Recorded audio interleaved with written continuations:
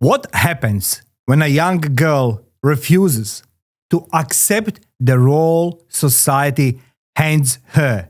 When she trades dolls for diesel engines and silence for the roar of a workshop?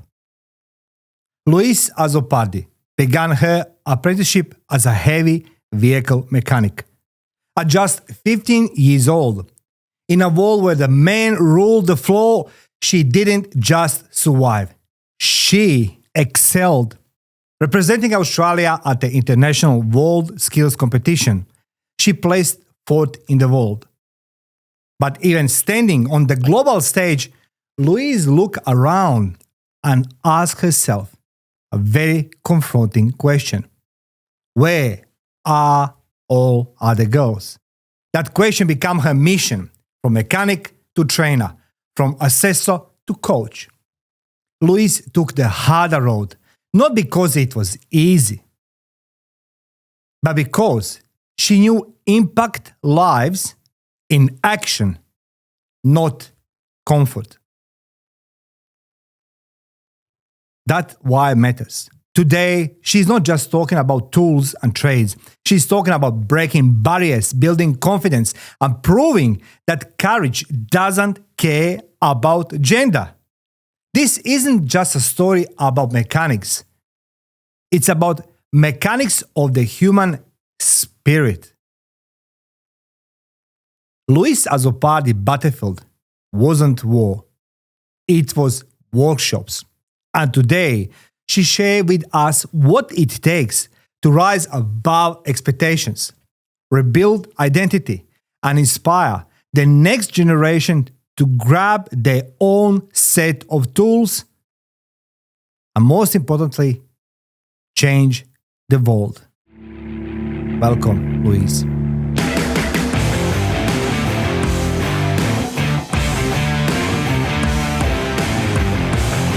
Louise, welcome to the Life the Battlefield studio. Thanks for having me. You're welcome. Look, Louise, you are the one of the very unique guests I do have. You know what I mean? Apart of being the lady, you know what I mean? I would never envisage you're going to interview somebody with your profile. And you're not ordinary woman. I'll tell you that right now. So I have the crack question. Let's go start of your age 15. Mm-hmm. Okay. At age 15, you walk into the workshop full of men. Mm-hmm. Okay. Now, it's not this interview reserved only for the women or men. Everybody's going to listen to this. But I want everybody to learn from you. When you walk at that workshop at age 15, did you feel fearless or you were hiding behind the courage? At age 15, like walking into that workshop, I was very lucky. There was one other woman in the workshop. So out of 50, there was one other woman. But at 15, I feel like I was full of teenage audacity when I look back on it. Some people tell me that I was like resilient, and I'm like, I don't really, like at that point in my life, I didn't really relate to that word resilient. I was like, this is the job that I'm going to get. I'm going to complete this apprenticeship. I'm going to fix trucks and nothing is going to stop me. I was really lucky. A lot of the circumstances that I was in growing up, I was around a lot of boys, a lot of men. I did woodwork at school, growing up on the farm with my dad. My dad mostly, at that point in time, actually just mostly hired boys. Currently now, most of his employees are girls. Okay. Did you change it, that one? Yeah, must have changed it. He believes that they do better work and, you know, the tomatoes don't lie. Yeah, okay, tomatoes don't lie. Okay, that's what your dad is doing? Yeah, my dad grows tomatoes in greenhouses. Oh, okay, nice. Yeah, so that's the environment that I grew up in. And yeah, at that point in time when I was growing up, it was mostly just boys. So being around the boys, it wasn't an issue for me. Like I was on track to get that job.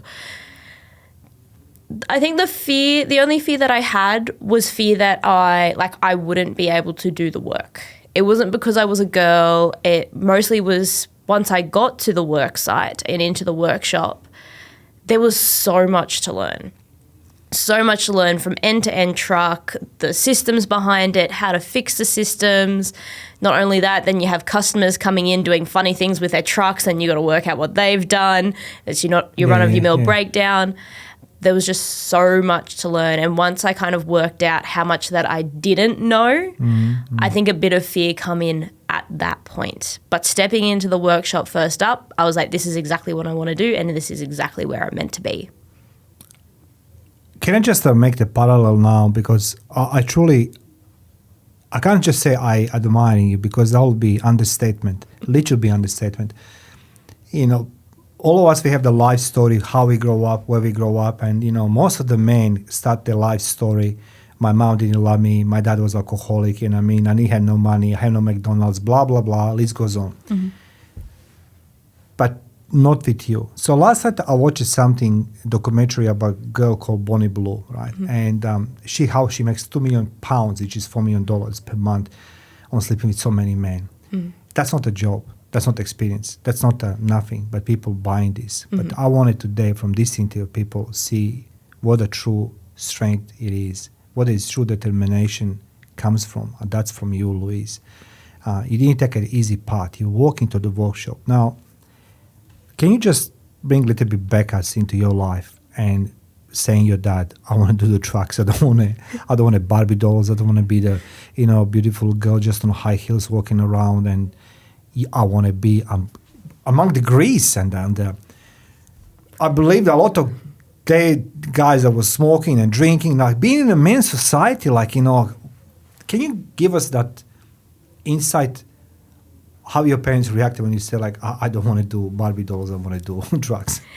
I'm sorry, I just make that comparison. I mean, like, but yeah. No, that's it. At the time, like from my perspective at 15, my parents had my back. They wanted me mostly to study something. And I think that was the main drive. Like, I tried to leave school when I was in year 7 because I was like, this isn't for me. Like, why am I learning about writing an article? Why am I reading all these random books? I did love to read, but not really what the teachers told me to read. I just loved to read anything. But I really wanted to get out into the world and work. Growing up on the farm with mum and dad, I was working and they were making money and they had a business, and I couldn't see what was happening at school leading into what was going into the working world. So I was like, okay, I want out of school straight away as soon as I can. And they were like, no, stay to year 10 and then like you have to do something, like just something. So when I was in year 10, decided to go into mechanics. And I think they were happy with that. One, because I did want to go straight onto the farm with them, but mum and dad were like, okay, go get some outside world experience, which is what I was doing. And like I was always with my dad. I went to the markets, to Sydney markets with him to help him sell the produce. That was all men there. I was, like I said, woodwork. I used to ride and race dirt bikes, so mostly boys there. I could hold my own. I knew how to do that. And my parents were, I believe they could see the passion in me of why I wanted to do that. And like I said, I was 15 at the time. The job that I ended up getting was about 45 minutes away from home. So mum had to drive me there and drive me back. It was kind of in, I think they call it like a public transport desert. I'm so sorry to hear that's like a... So mum drove me, and I like at that point in time I knew what I wanted to do. I had that teenage audacity and I had supportive parents.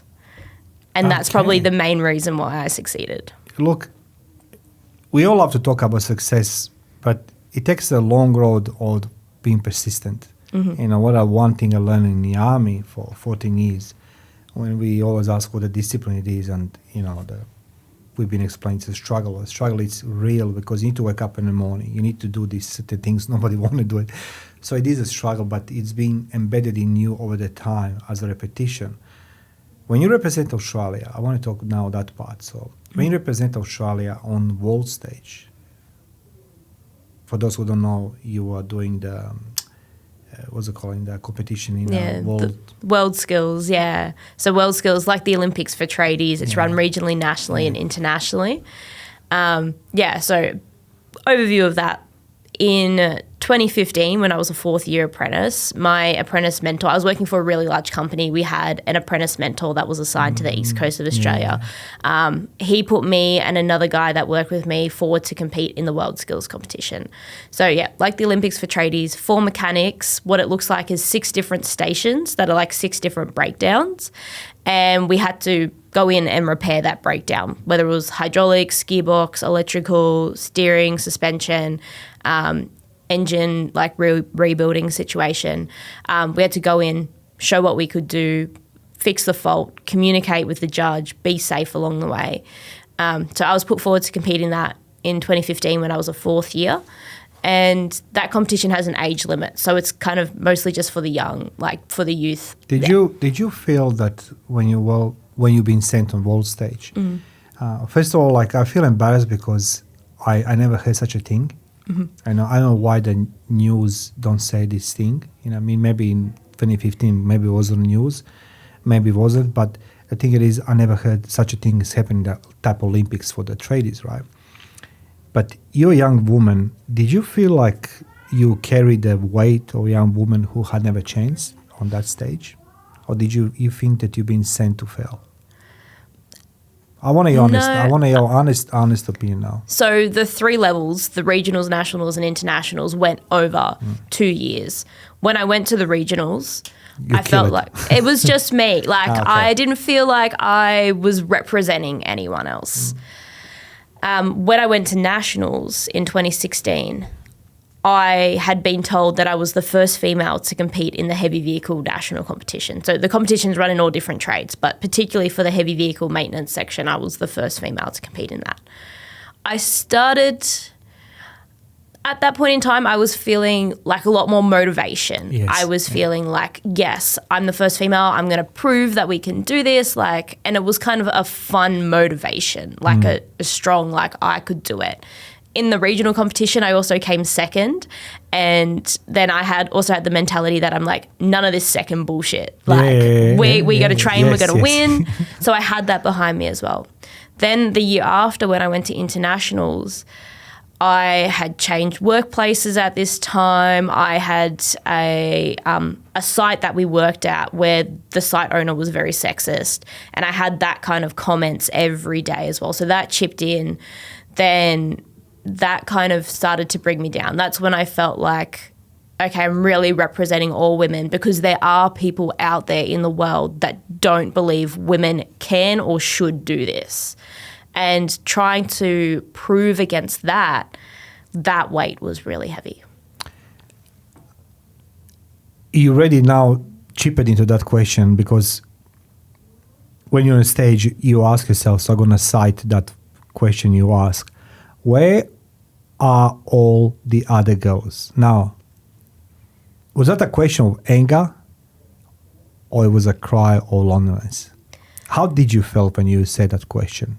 Where are all other girls? Where are all the other girls? That kind of come a bit later. That was something that I was getting asked a lot.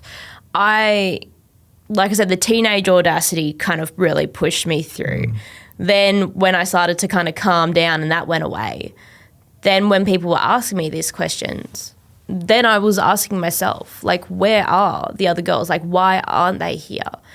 And like I said, I had really great parental support. I was in a business that had an apprentice manager who was very supportive of women. Like, he obviously was not a woman, but he was a migrant to Australia. So he had racism and sexism tend to have a lot of common themes. So he was able to support us women, like, from that instant as well, of being a minority there. And I was really lucky.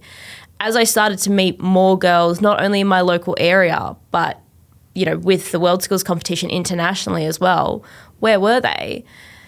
I was on the international stage, and I had come back the round after. So I competed in 2017 at Abu Dhabi, and then in 2019 the international competition was in Russia. I went to Russia as an operational volunteer in the section, and the operations manager, he was like, Louise, okay, can you move some tables? That's the kind of work that I was there doing. I was volunteering doing that. I went to move a plastic table. One of the guys, 2 years before, I had beat his competitor from his country in heavy diesel mechanics, right? Yes. And he was like, you can't move that table. And I was like, why can't I move this table? And Why he's you like, can't move? because You're a he's girl. like, because you're a girl. Like, men should be, like, no one should be making you do heavy work. It's a different mentality. Eh? Yeah, and he was from Latvia, I believe, from memory. And when I said to him, I said, why can't I move this table? If I need help, I will ask. You could literally see like the cogs in his brain turning. Like everything that he had been taught, that to be a respectful man in his country, the idea was that women did not do manual labor. And that was just what he believed. True. That's true, Louise. Like, same in Croatia, my father was that one who says you need to respect your mother, you need to respect the women, you need to stand up, you need to carry the bags, you need to do this, you don't sway, don't do this, don't do that. You know what I mean? And for me, it was always interesting that men, even in Australia, quite disrespectful to women. Being woman, it's a hard. And I said, with all due respect, I have credibility and authority to say this to you. You have a more courage than the most men I met in a war. You see, courage, it's something which comes mentally, but you are prove yourself that you're capable to do it. So can you share with us, so like when we speak about sexism and, Olympics and, how the men treated you or mistreated you, right? I need to ask this question. So I want everybody learn from these men and women.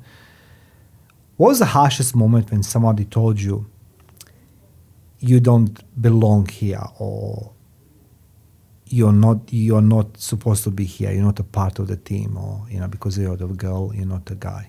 Yeah, there's two. Can you just share with us this, because I'm very curious now. Yeah, I want to learn from you seriously, and everybody who's listening right now, please. Yeah, so there's two main situations that come to mind. I was a second-year apprentice, and I was doing work experience. So where I did my apprenticeship, we only just worked on engines. So we went out to a different workplace to do experience on gearboxes, diffs, brakes, all that kind of stuff. And I was working with this guy doing some diffs on a bus, or a diff on a bus. And he sent me to get tools from another guy in the workshop. So I went and I was asking for the tools, and I ended up getting stuck there. And when the guy that I was working with come over, he was like, what's going on?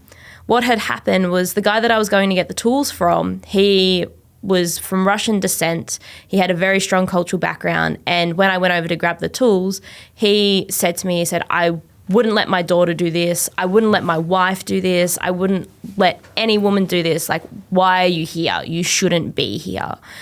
And, the guy that I was working with, and I was I was about 17 at this time. So I was kind of just looking at him like blank face, being like, what is happening here?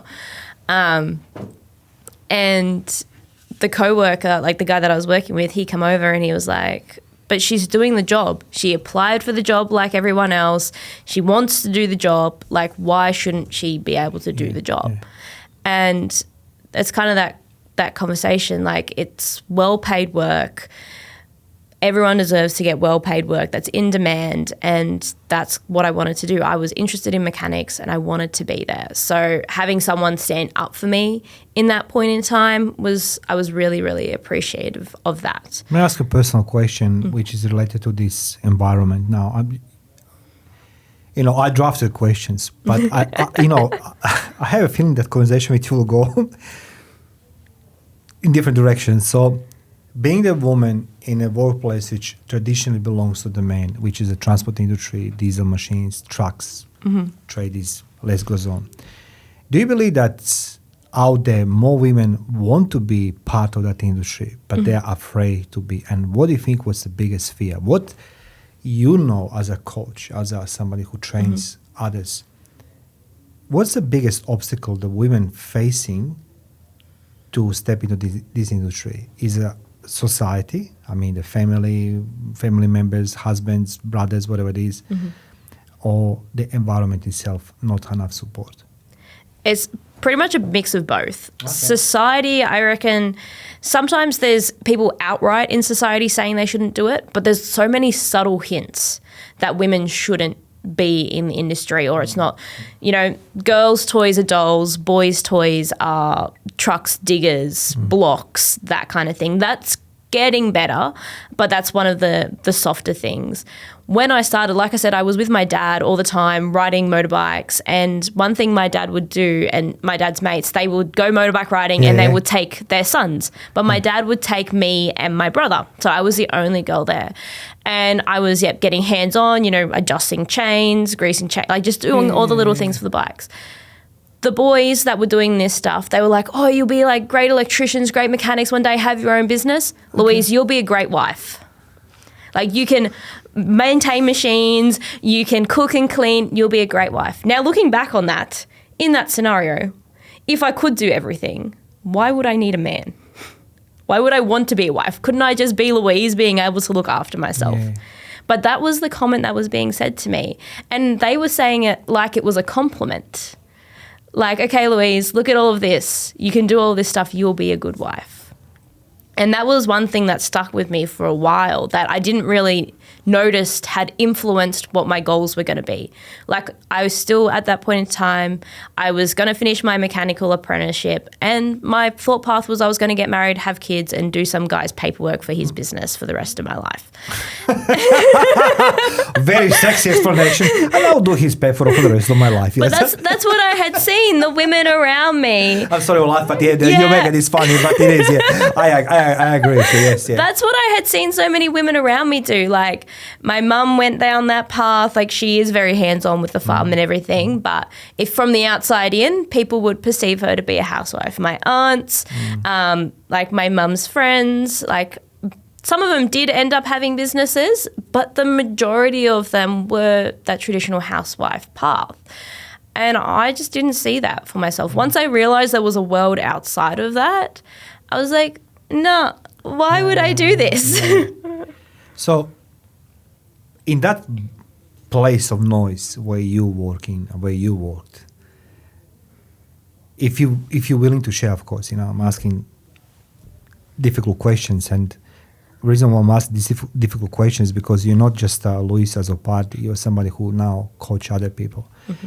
And my stance with the coaches is very, very black and white. You cannot be coach if you have no experience in what you're preaching. You need to do what you preach, and you do this, and you experience this in your life. But my question, it's very simple for every woman now, every woman who's listening.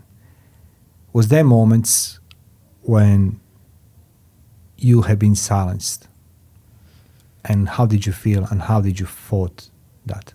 Yeah. So everybody want to learn from you now from this experience. I'm sorry asking this, but you've been there. So yeah, I think like a lot of the silencing that happens and that I experienced was more self-silencing because I was scared, because comments had been said, rumors had been spread.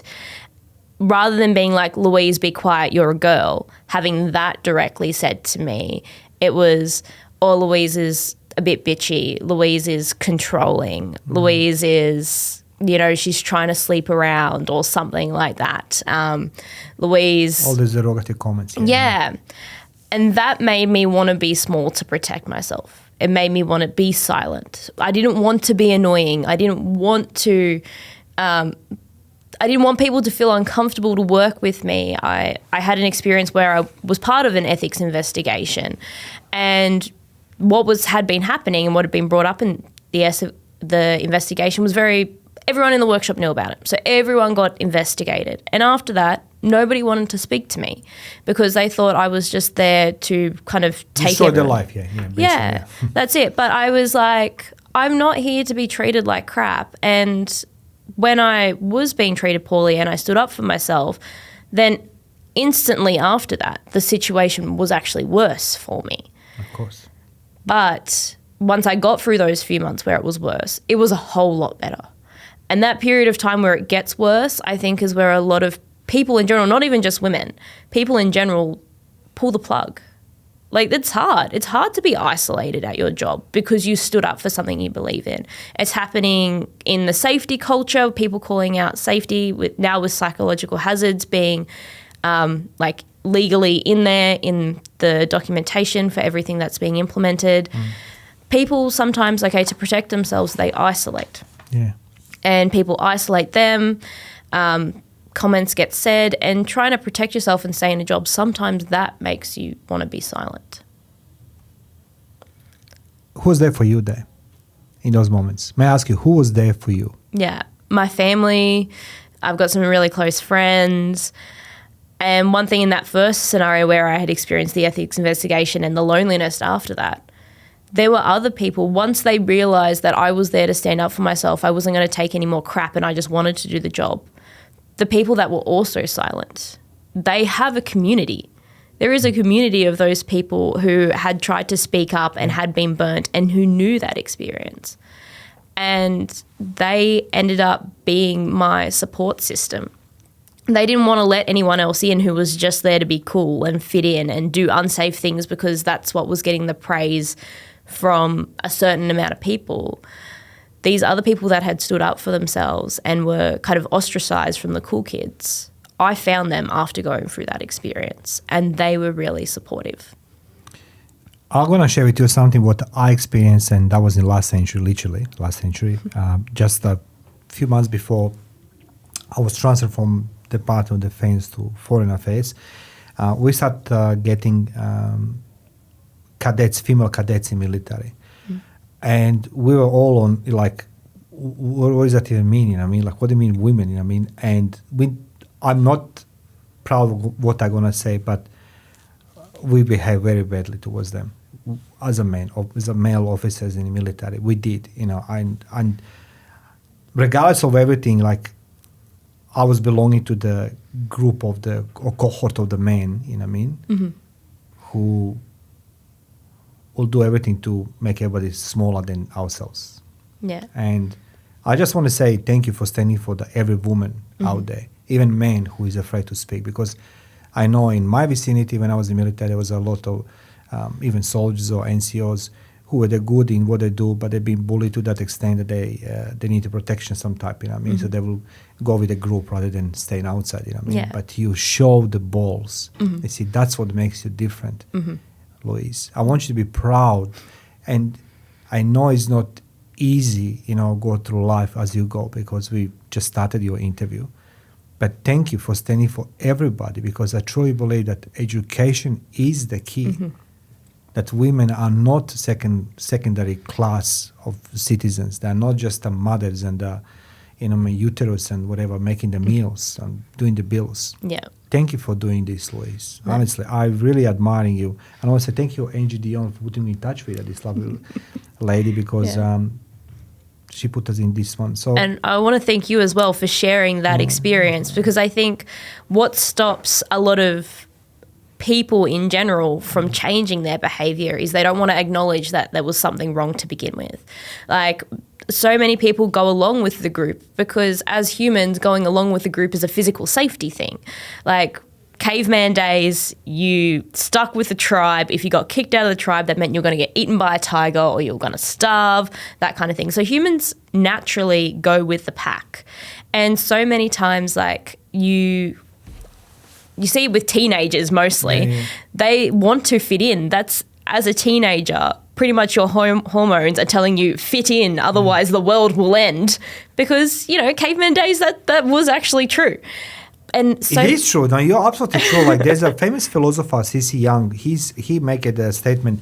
He asked the question: are the individual exist for the sake of society, or society for the sake of individual? So, like, you know, I mean, the bottom line is this: that we all need to learn the lessons. But I feel like you demonstrated what the true courage it is. And I'll tell you again, I saw with my own eyes. My father was an alpha male. Oh my God, he was a killer on a paper. You know what I mean? When the war come, I remember, like right now, what's happened to the 14th of July 91, I was being raided by military police to report to army barracks. War started. And I find out my parents ran away. My father was run away night before. I thought to myself, you dumped me, bro, you know what I mean? You're supposed to be the alpha male. But then next few weeks I saw more and more these alpha males run away, dress as a women, you know, holding mommy skirts and undies and just run away. But you have the full authority and credibility to teach us all. So how did you start transferring that experience now, I'm very curious now, into the coaching? Yeah. For me, going into the coaching, like what I do, I call coaching and mentoring. Okay. Coaching, the modality of, you know, helping people untangle their thoughts, ask all the questions, getting people to use their internal resources. The mentoring comes from the lived experience. And I find combining those two, especially for tradeswomen in particular and tradies in general, that combination of, okay, we have all the resources within us internally, also the environment is sometimes set up for us to fail, and we do actually need to change that as well. Just putting those two together allows us to actually go in with realistic standards, being able to create change for ourselves. So yes, we have all the resources within us. We can control what we think, we can control our outcomes, but if we are working in a system that is not made for us, then there are things we have to change. And looking at that, like we're talking about alpha males, all that kind of thing, the patriarchy. The patriarchy is made to benefit one specific type of person. Tell me. White man, middle age, rich, wife, 2 kids. And you say very well. every time you are one step further away from that, it gets harder. White man divorced, right? Woman, person of color, single, like looking at, people being single, expecting to work a 40-hour work week, do all your house and maintain everything around your life, have a social life. For one person, that's a lot. That is a lot. But that's what the patriarchy kind of is set up for. That is the ideal. The person that benefits from that system is that very specific type of person. And that's only like benefits materialistically from that as well. Okay, I'll again, I have the questions in front of me, but what I like, we're talking to you. And as I say, this is the way the world fails to learn. The world fails to learn from people like yourself. I have no doubt that there's plenty of women across the globe who fought and fighting like you do for somebody else, coach them, train them, mentoring them. But more often, including myself, when you go on the internet, you try to learn something, it's always been presented to you with some flashy titles, CEOs, GMs, whatever they are, and the fake coaches like a Jay Shetty, what you can do. But this is what life is about, Louise. This is what a life it is about. And I say again, thank you for sharing this path, sharing that journey of yours with all of us. Because this interview today we're recording, it's going to stay forever there in public. And it's like there will be somebody somewhere across this beautiful blue rock is going to click and going to say, thank you, Louise, because I was there right now. And my question for you next is, you said at the beginning, at age 15, you know what resilience it is. I understand. But what does resilience looks like now for you when you've been involved, which plotted against you, I will say this, wanted you to fail. Yeah. Saw you as just a XY chromosome, right? You're just a woman. So I'm very curious now.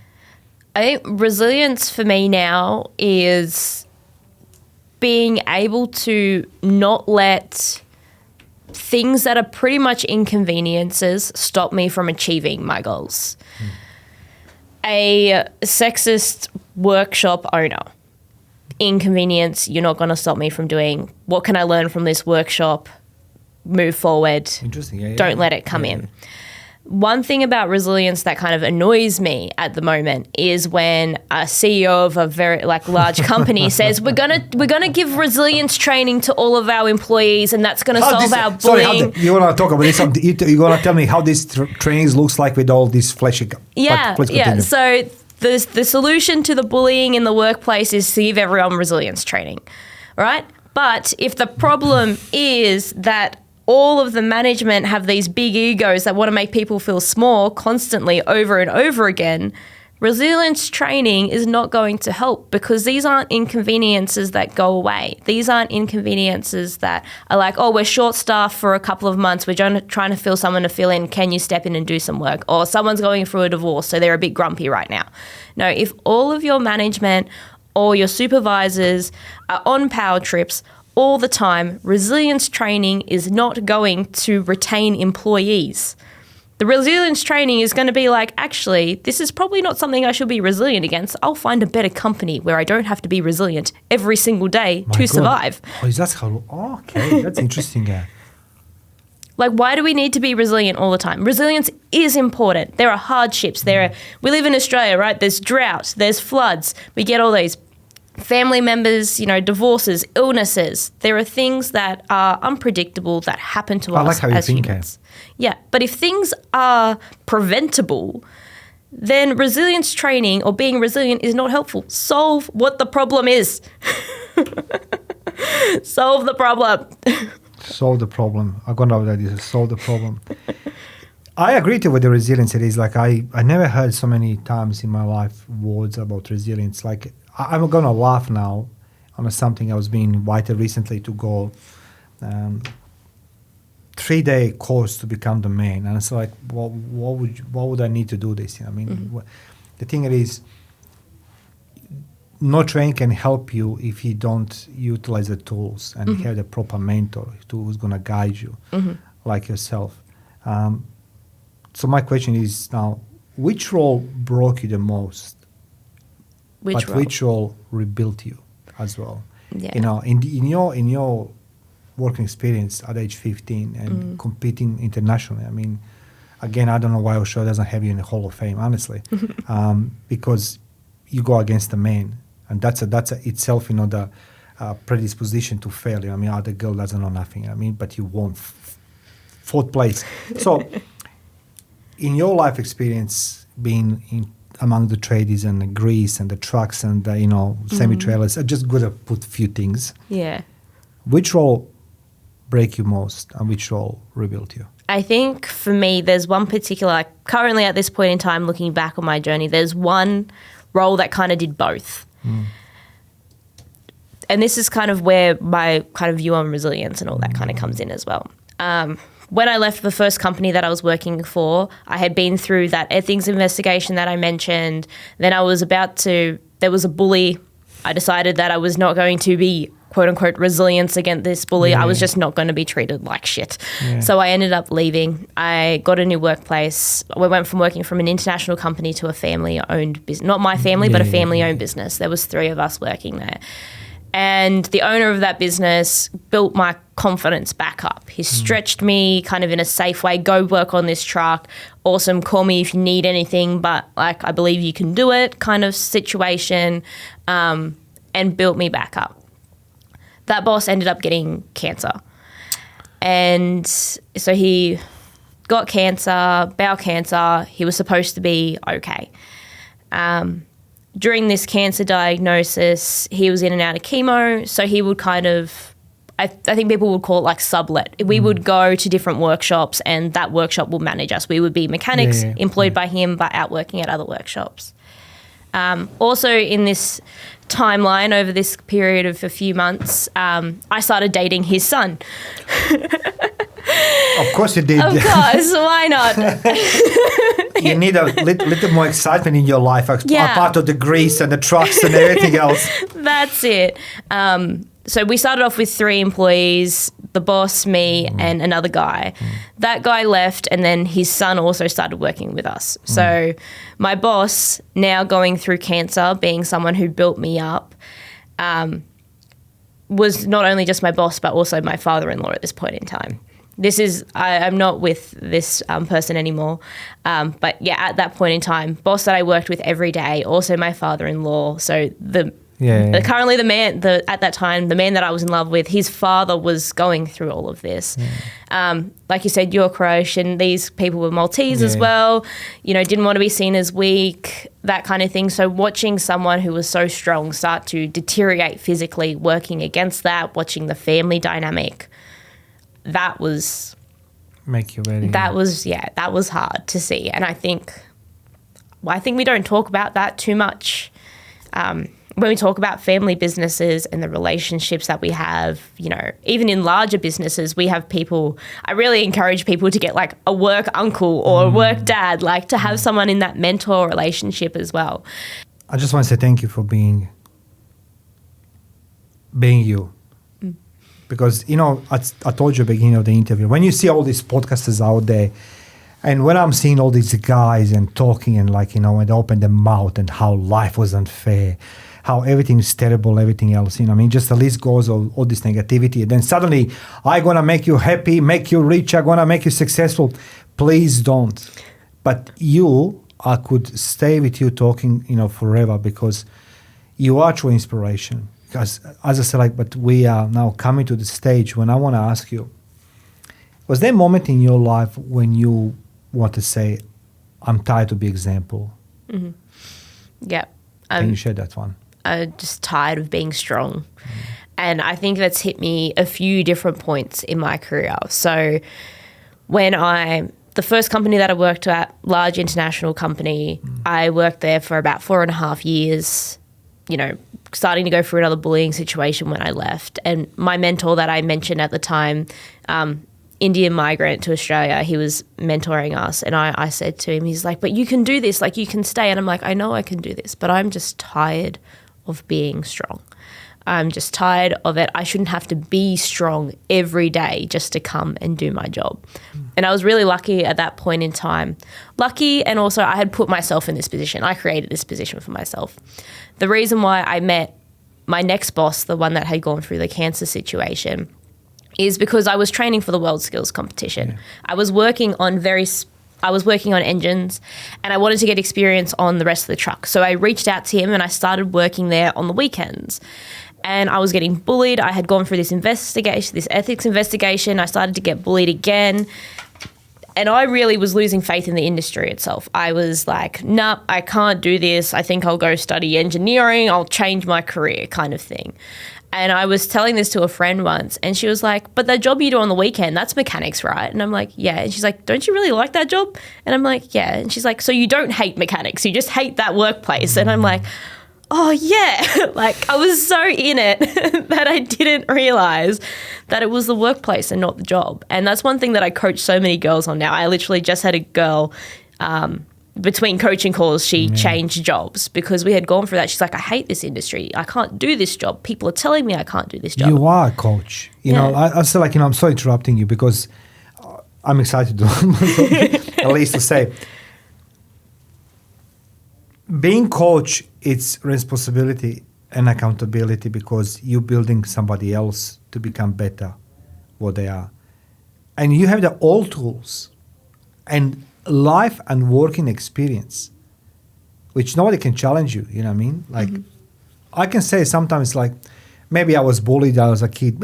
Yeah, probably I was, you know what I mean? Fatso, this and that. I think that was the normal thing to grow up with this thing. But it's hard to be a woman. It's like, I can't even imagine being a woman in a male environment and being targeted on daily basis, because you wake up in the morning, you need to work in that workplace, knowing that there's some John or some Mara is going to be big dickheads there, you know what I mean? They try to make your life horrible. I want to ask you a question, just to please describe me the type of man who will bully you. Yeah, so... We will say names, but I want description.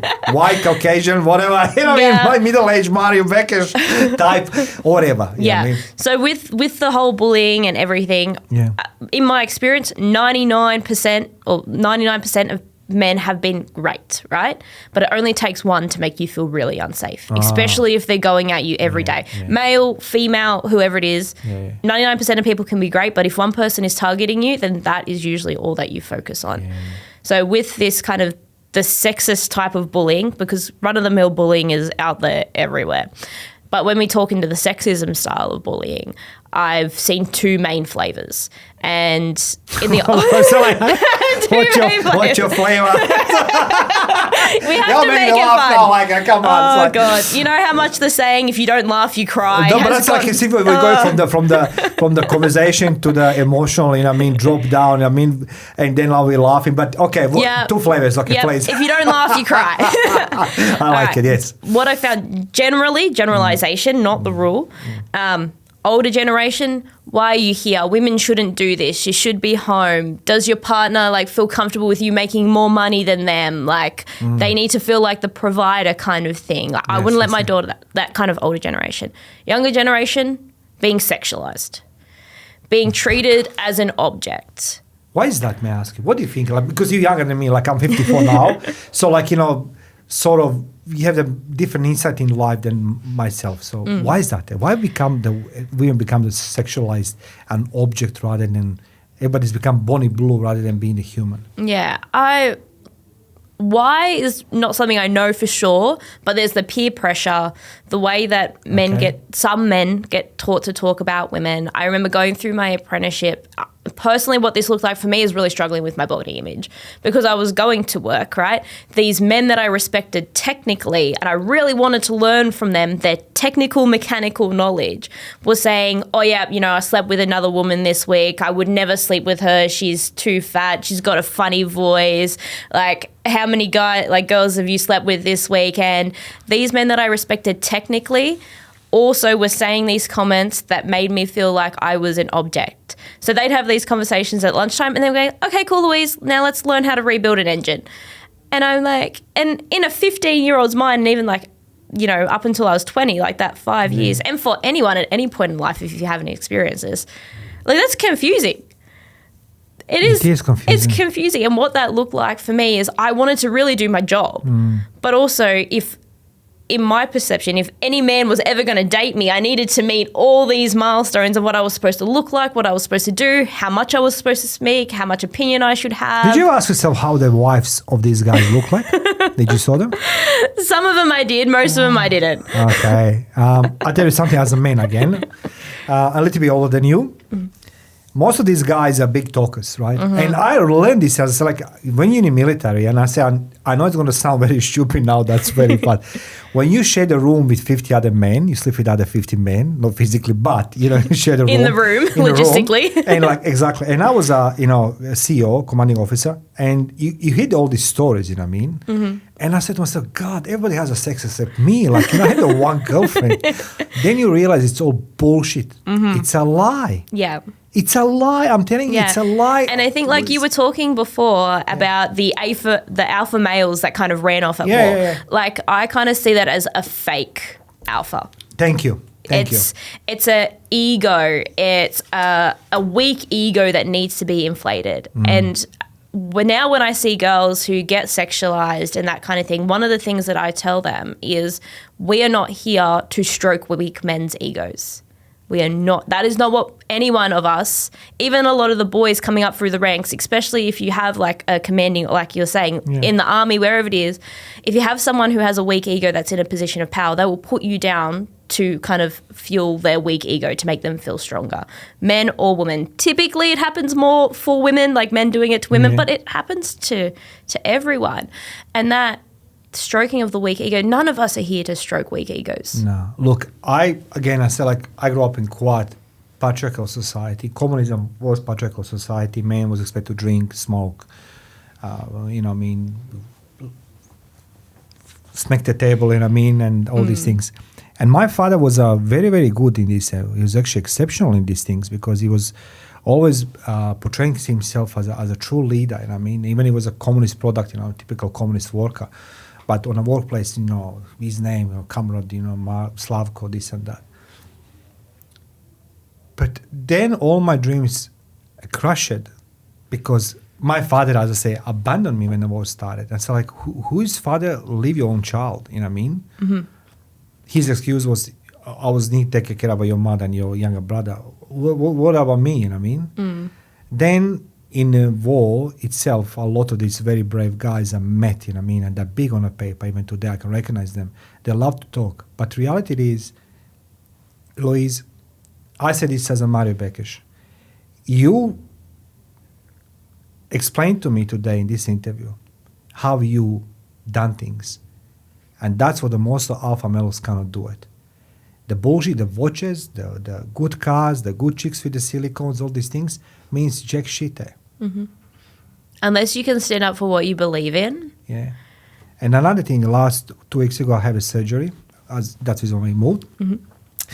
So, I come out of recovery, and this is where there's a male nurses there. My ex-wife, she's a doctor. So I know some things, you know what I mean? And I asked one of the nurses, why these people are still here? They were on recovery where I was walking, when we were driving to surgery, the theater. It wasn't a long hour and a half. She says to me, we can't reach their partners. I said, what do you mean? All these influences girls. All these women there, so where their partners they are? They are alone. Because the guys are Friday afternoon drinking, whatever they forgot, whatever it is. But I know, metaphorically speaking, figure of speech, if you're my wife, I say, Louise, I'm going there, you'll be the first one on the door. That's the woman what man needs. So but even just the teamwork, we like we said, we have a few random things in common that we found out. My husband had a left temporal lobe lobotomy in 2023. Yeah, I want to ask you this, like, you have there's a time in your family, trials, tribulations. So, like, I can just say this was a fear, uncertainty, and that made your question part you go for. Can you share that moment when you started with your husband? Yeah. So it wasn't enough the sexism on the workplace, the bullying and all these things, I have at home as well. Yeah, well, just, different struggles. Like I said, my husband had a left temporal lobe lobotomy in 2023 because he had epilepsy. There was this thing that happened in 2020. I don't know if you remember it, COVID. Yeah, so the epilepsy popped up before COVID. Everything shut down during COVID. We couldn't get into hospitals for testing until 2023. So we went in through that process. And my husband, he's not an external alpha male kind of thing. But he did start to feel it, like I was doing all the driving, I was doing all the work, his job was really, really good. So he stayed employed the whole time, so we had a steady income. So I could care for him and do this kind of stuff. But he was like, I don't feel like I'm doing enough. And that in that situation, it really made me realize that relationships are a team, right? Like you said, why women in the hospital with no one, but even it's the same for the men. It's a teamwork. Sometimes someone is the supporting team member and someone is the main player, and sometimes it switches around. And it's not always the man and it's not always the woman, and depending on what type of relationship system you're in, it's not always the same person who is the team leader. It swaps around, and that's fine. You said this very well. May I ask you, did you have those moments when you are in the dark places of your house and question everything?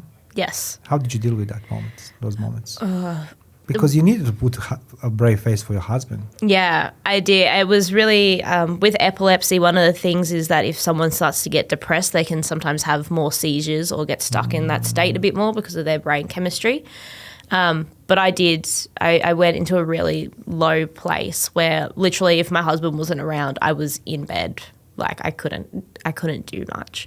And I was really lucky to be having the privilege to be able to live at my parents'. My parents have a second house on the property. We were able to move into there. And my mum literally would pull me out of bed. Come on, Louise, come in. She'd come into the house, open the windows, let air in. Come on, let's go outside. Can I just say something? I'm sorry to interrupt you now. I believe that this very moment, whoever listened to this interview, I think that you pulled out that person out of the bed as well. Yeah. What was the reason that you continued to live, help your husband, build yourself and business? Why did you give up? I couldn't see any other way. I wouldn't. There was not an option for me to give up. There was not a world that I was alive in where I was not working towards trying to make things at least a little bit better. You're an amazing woman. Seriously, I'm truly hoping that there's going to be a lot of women and the men out there who's going to draw inspiration from this. And that's what makes you a unique coach. That's what makes you a coach in my eyes. Not Jay Shetty, not the lies. You see, I go for these seminars or coaching sessions to see what they're doing and everything else. And one thing then none of them could demonstrate to me is how they did it. But you did. And that's what makes you unique. That's what makes you candidate for the Netflix. Seriously, I like to Netflix pick up your story. I like to people with a bigger audience take your story because it's how we learn. It's how we learn. And many think that coaching is just a motivation. For you, it's about healing all wounds. What else? It's What about is coaching for you? I want people to understand why the Louise Azzopardi become the coach. You could easily go different path and say like, I'm the female, I'm entitled to be CEO somewhere. You know what I mean? Okay, why didn't you? Why? I think because a few different things going, depending on what layer we want to hit it at. Starting right from the beginning, for me, it's for the love of trucks. I have this saying for myself, for the love of trucks, right? We have a fetish for the trucks. Okay, we got it. So guys, trucks, answer number one. Yeah. Everyone has their thing that they love. And there are so many preventable barriers stopping people from doing the things that they love, no matter what it is. Like the audience that I support mainly, it's, if they love to build, if they love like engineering, all that kind of stuff. Nothing should stop you, like men being nurses, all that kind of thing. Nothing should, if that's their calling, nothing should stop them from being able to do that. There are so many preventable barriers stopping people from doing the things that they love. Getting rid of those preventable barriers, that is something that I'm really passionate about. That's where it comes down. I do love you. I mean, like, I do love you. I mean, I do love you as a person. I mean, like, I don't want your husband walks now and like that's, podcast. But I do love you, your passion. I do love your smile, and I love you being vulnerable. You see, people fake the tears, but you don't fake, and you are still here, going through that grind. And it's break my heart to see somebody like yourself going through that ordeal. And yet, how's your husband now? He should get his license back in November. Nice. So, good one. Yeah. So we shared that common thing. When we had the lunch, I told you my son was epileptic for 12 years. And I, as a father, I remember his mother and I were there in the hospital. And the moment they drove him into surgery, I ran away. I did. I shit my pants. I was so weak to be there. And when he come out, my boy, I was very brave. But I was so big in the car, smoking those days of smoking, and I was just so weak. I wasn't man, you know what I mean? No father, nothing. I always said this, it's embarrassment to say this, his mother had more balls to be there. Makes sense? And I said this to you, I drove the square here. The woman holds the three corners of the house, not man. Man is not a hunter, it's a woman. We men love to say, we chicks, this and that. That was my story about these 50 men sleeping. I was like, how these guys get all these women? You know what I mean? What story? What's the secret? Yeah. And then I realized it's a lie because when I met, somebody in my life, she told me, it's like, you think you're a hunter? I say yes or no. I said, true. So that's what it's all like. When you look back at that 15 years old yourself, starting nothing then except determination. What do you see? The girl with the pride, or you still see the pain? I see both. Okay. I see both. Thank you. Because I'm like, she went and got that job. She went and I did work experience in every one of my school holidays. I got a weekend job. Like I did that. Yeah. She did that. But she also needed someone to tell her that it's going to be okay. Like these things that you think are going to end your career, these rumors that are happening, these mistakes that you've made, you being caught up in the pack mentality and trying to prove yourself, going against your own values, you'll recover from that. And she really needed someone to tell her that as well at that point in time. So I see both. Yeah. So tell me more about your coaching business now. What is your coaching business about? Yeah, so my coaching business is really to help tradeswomen solve the problems that they have. Solve the problems, overcome the challenges that they have, whether that is confidence, anxiety, bullying, harassment, really to create change for themselves. We do that two ways. We go internally and externally. So internally, thoughts, feelings, that kind of thing that you feel that is in your direct control. And then your external, your world, your support system, your environment, your workplace, creating change in there. I really believe you need to work on both areas, depending on what's going on, but we really need to acknowledge both sides. Create safety, physically and mental safety, and then we start to take action to create change. I congratulate you. I have the one final question for you. If one woman listening right now is doubting herself, standing on the edge of her own battlefield, what exact words you want to give her? No matter what happens, you will be okay. You will be okay. Even if the worst case scenario happens, you will find a way to pull yourself out of it, no matter what that looks like. If the best case scenario happens, you'll be able to smash that as well. Remembering that as much of a chance as there is for it to go wrong, there is that amount of chance that it can actually go right for you. Thank you so much. Well, look, Louise, I want to say thank you for being my guest today. I just need to warn you right now that I will ask you to come another time as well. There's more questions, but it's like, I want to say thank you for the last hour or so, for being in studio with me and sharing your knowledge and experience. And I want to say again, I'm sorry on behalf of everybody who hurt you.